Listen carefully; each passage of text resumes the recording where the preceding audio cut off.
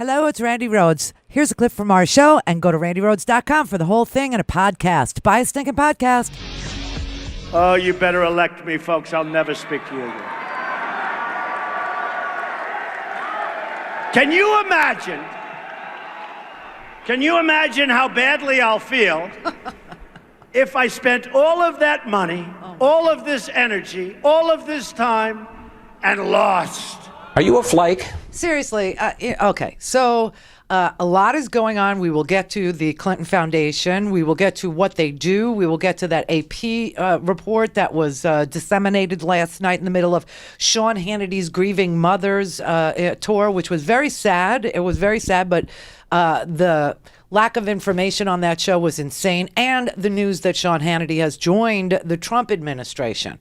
Yes, Sean Hannity has become an advisor to the Trump campaign, which, this is why the fairness doctrine is dead. It's just completely dead, and we need to have something in the order of regulation that says that if you are giving a gift in kind, if you are giving, let's say, millions and millions and millions of dollars in free airtime to a candidate for any federal office, whether it's a congressman or a senator or the most awesome job in the history of this planet, the president of the free world, the president of the United States of America, then surely you should have to make that abundantly clear to your audience. And surely there should be some regulation, even if your audience doesn't care.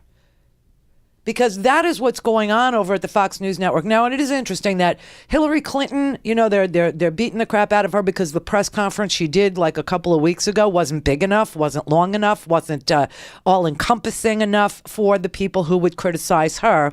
However, Trump has the same media strategy in this way. He won't talk to CNN. He won't talk to MSNBC. He won't talk to CNN Money. He will only talk to friendlies. He will only talk to Fox News and specifically Sean Hannity.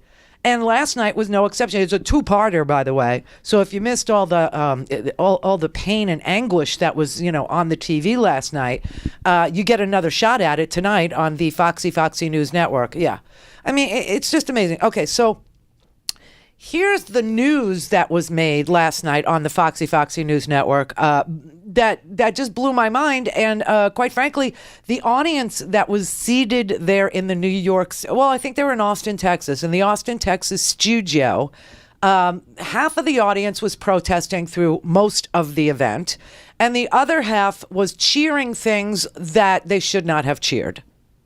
I mean, they didn't understand what was being said at all, because Donald Trump sat there last night and flip-flopped. Well, he's flip-flopped on so many issues already. I mean, let's just keep a running list, okay? Let's just do that. I mean, he's flip-flopped on taxes. Would he raise them on the middle class? Would he raise them on the rich? He's flip-flopped on wages are too high.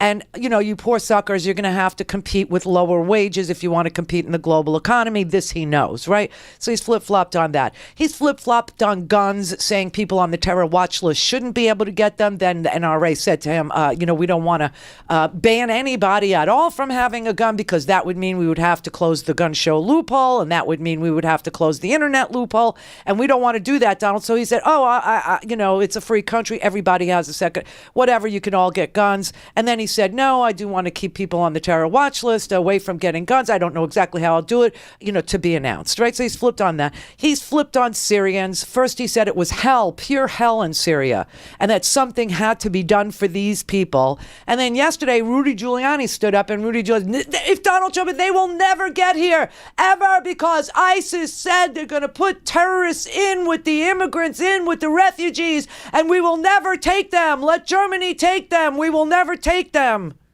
It was very creepy, because Rudy is just, a fading star, a fading light in the political world who's setting himself ablaze. Is what he's doing. He's like a star that just implodes, right there, and you go, oh, wow, that was like a terrestrial event. That was amazing. Hi, it's Randi Rhodes. We missed you today. For the entire show, whenever, wherever, go to randirhodes.com and buy a stinking podcast. And don't forget to catch our show live right here from 4 to 6 Eastern.